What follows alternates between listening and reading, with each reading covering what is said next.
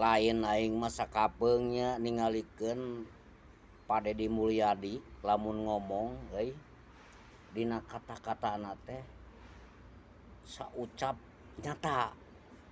Jadi lain omong wungkul koplok teu cara pamimpin anu sejen lobana omong goblok.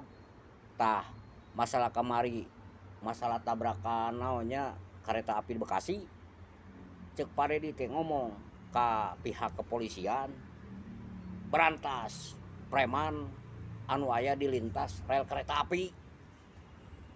Tah sabaraha poe ge ayeuna geuning geus eueuh.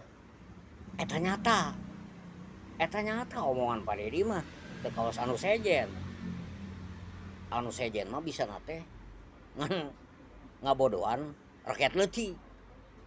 Caritaan we arek kieu arek kitu geus jadi manjing. Buktina goblok.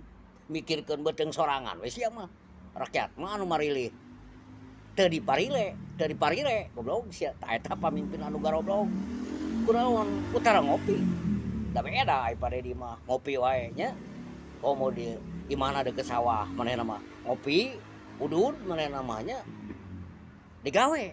Tah eta pamimpin warisna goblok teu kawas sia. Sia mah ngopi tara, ngarokok tara jadi pamimpinan teh.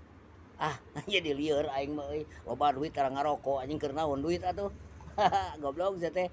Duit mah moal dibawa modar goblok sia teh.